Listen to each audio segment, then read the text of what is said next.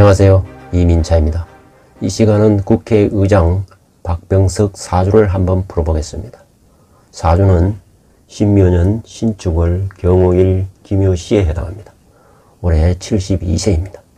이 사주는 축월에 태어난 경오일주입니다.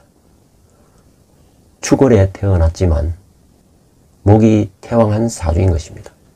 왜냐하면 묘년이고 축과 묘 사이에 인이 공엽되어 있는 것입니다. 시가 묘시이기 때문에 목이 태왕한 것입니다. 더구나 축은 인과 묘를 만나면 목으로 변하게 되는 것입니다. 왜냐하면 축은 금의 고지로서 목이 나아갈 수 있는 길을 열어주게 하는 것입니다. 따라서 목이 태왕한 사주이기 때문에 먼저 용으로 금을 찾아야 하는 것입니다. 이 사주에 금은 경금, 신금이 3개나 투관되어 있지만 축토는 토생금을 하지 않기 때문에 금은 뿌리가 없는 형국이 되어 금을 쓸 수가 없는 것입니다. 1차적으로 금을 쓸 수 없으면 2차적으로 토를 취하게 되는 것입니다. 토는 기토가 오중에 뿌리를 내리고 축중 기토에 뿌리를 내리기 때문에 토가 이 사주의 용신이 되는 것입니다. 토가 용신이 되면 화는 희신이 되고 금은 약신이 되는 것입니다. 이 경우에 운에서 금을 만나면 크게 발복을 하게 되는 것입니다. 이름하여 금을 운의 용신이라고 하는 것입니다. 이 사주는 화토금을 쓰는 사주이기 때문에 수와 목이 들어오는 운은 어려움이 따르게 되는 것입니다. 화토금 운을 만나면 꽃길을 걷게 되는 것이고 수, 목의 운을 만나면 가시밭길을 걷게 되는 것입니다. 사주 원국을 다시 살펴보면 연주는 선대를 의미하는 것입니다. 목 귀신이 임하고 있기 때문에 할아버지 대에는 어려움이 많았다고 보여지는 것입니다. 특히 정제가 겁제를 만났기 때문에 경제적으로 크게 어려웠음을 암시하고 있는 것입니다.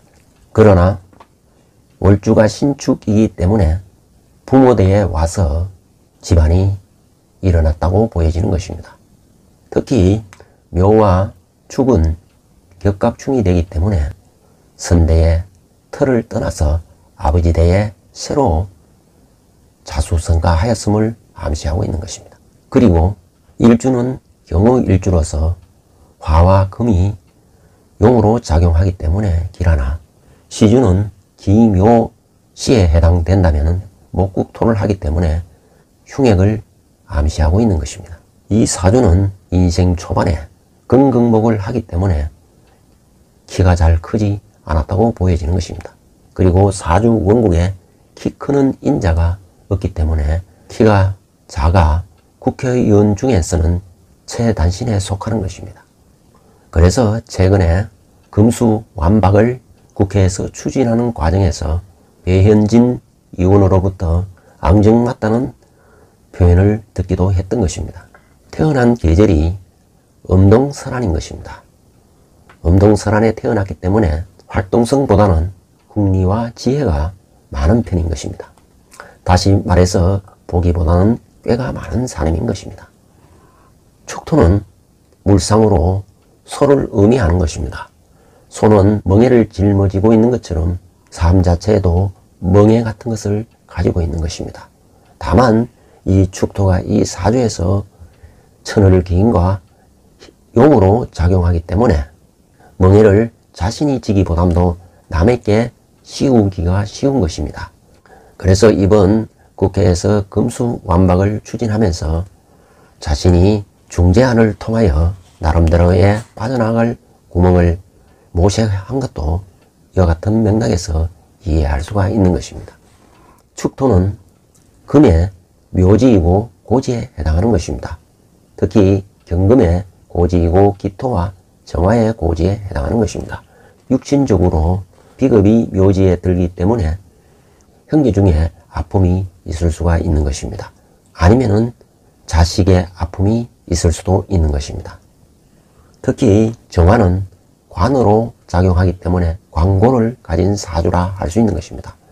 광고를 가진 사람은 법과 원칙을 무시하기가 쉬운 것입니다. 만약에 이 사주에 오화, 관성이 없었더라면 그야말로 법을 무시하는 양아치나 조폭으로 나아갈 수도 있는 것입니다. 다행히 오화, 관성이 있어서 제도권에서 나름대로의 대운을 만나 승승장구하여 국회의장까지 지내고 있는 것입니다. 태어난 계절이 축월이고 축중에 개수가 살행하는 계절이기 때문에 개수는 갑을목을 만나야 사주가 고급 사주가 되는 것입니다. 다시 말해서 갑이나 을을 만나야 귀한 사주가 되는 것입니다. 이 사주는 개수가 을을 만났기 때문에 언론이나 정치계에 종사할 수가 있는 것입니다.